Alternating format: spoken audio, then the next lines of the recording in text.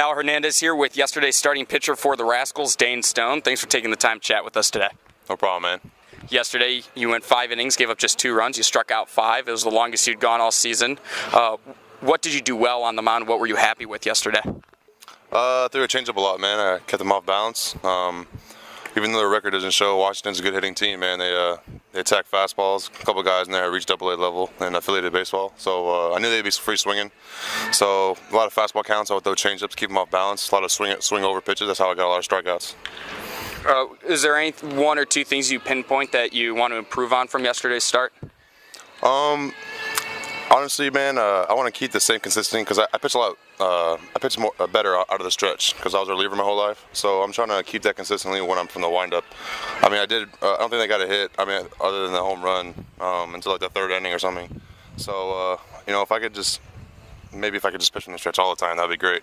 Some starters do get into a groove where they just start pitching out of the stretch even without anyone on. Have you ever done that before?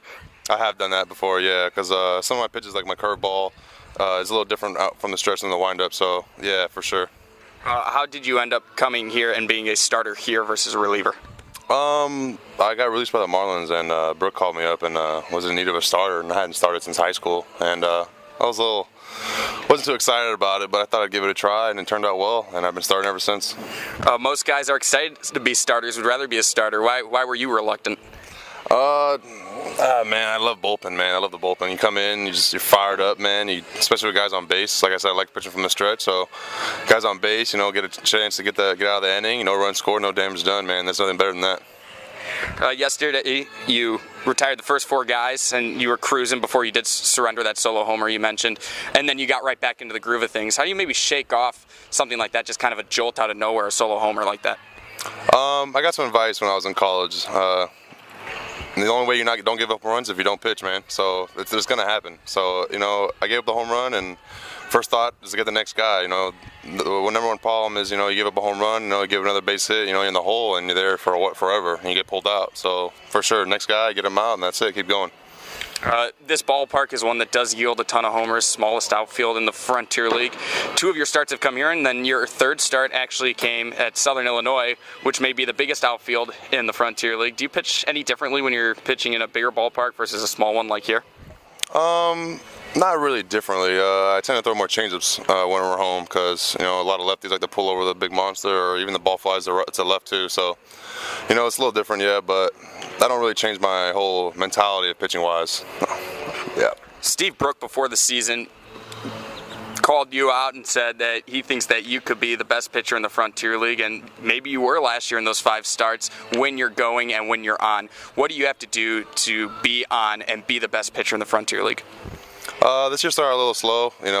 Had some forearm tightness. I wasn't in the best shape after being released. So I got in here, and Brooke gave me a chance to, get back on it. And the last night was a really good feeling for my arm. It felt good. It hasn't felt all good all season. So I'm excited, man. And to come back out here, it's great, dude. It's great. You're listed at 6'7". You're a really big guy. When everyone hears that you play professional sport, do they just assume it's basketball?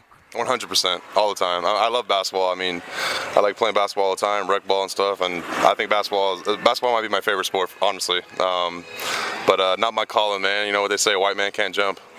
Are you the go-to in the pickup games, though? Does everybody battle over who gets Dane down in the post? 100%, man, 100%. I walk into the court, man, and I'm already getting picked up. My friends get all butthurt about it. Okay, well, I'll definitely have to keep your number stashed away for next time I play. We saw Steve Brooke taking BP today, launching some balls out to left field. Didn't clear the fence, though. When was the last time you took some hacks, and do you ever step into the cage during the season? No chance, dude. I haven't hit since probably 3 years ago. I haven't hit an actual game since 8th grade. From Miami, big baseball state, so I had a lot of guys that hit better than me, so I never got a chance to go in the game. But not too keen on hitting bombs and BP, man. I don't even know if I could even take one out of here.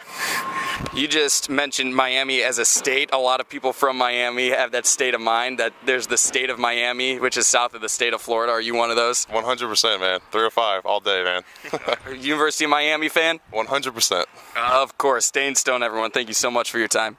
All right, man. Thanks.